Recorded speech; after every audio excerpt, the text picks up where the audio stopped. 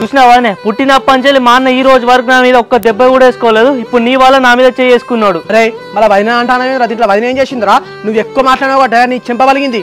దీని అంతటి కారణం ఎవరన్నా? వదినే కాదా? ఎందుకు సాగర్ నేనంటే నీకు అంత పగ? నేను ఏం మాట్లాడినా తప్పుగా తీసుకుంటున్నావు? తప్పుగా తీసుకున్నాడు కాదు వదినే, ముందు నుంచెల్లే మా అమ్మైనా నేనైనా మమ్మల్ని ఎవరో లేకుండా చూసుకుంటా వస్తాను. అందరికి అన్ని తెలుసు. అదే సాగర్గా నేను తన్నాడు ఇంకా బుద్ధి లేదురా? నోరు నెత్తలు పెట్టుకుని అట్లనే మాట్లాడతాను. అరే పెద్దోడా చిన్నోడా ఇక మాట అనుకుంటే లొల్లి ఎక్కువ అయితే ఇంట్లో పోదాం రాండి. ఏందమ్మా ఇంకా నేను ఏ ముఖం పెట్టుకుని నా ఇంట్లోకి రావాలే? జీవితంలో నీ ఇంట్లోకి రాను. మన పాతింటికి పోంపా, అక్కడనే ఉందాం. ఏంద్ర సాగరు ఊకుంటే మాటలు ఎక్కువైతేనే చక్కగా ఇంట్లో పోదాం రా. అమ్మా జీవితంలో నీ ఇంట్లో అడుగు పెట్టనే, మన పాతింటికి పోతానా? నువ్వు అడిగి దా గంతే. ఇక ఏదిరా సాగర్ పాతింటికి పోతా అని చెప్పేసి బెదిరిస్తాను వారా? పోతా పోరా నేను ఎవడాపుతాండు. సరే అన్నా నేను వెళ్తానా. అమ్మా నీ పాతింటికి పోతానా? నువ్వు అత్తవారా అవే? సరే అమ్మా, నీకు నాకంటే అన్నంటేనే ఎక్కువ ఇష్టం. నువ్వు వాళ్ళతోనే ఉండు, నేను వెళ్తాను ఇక.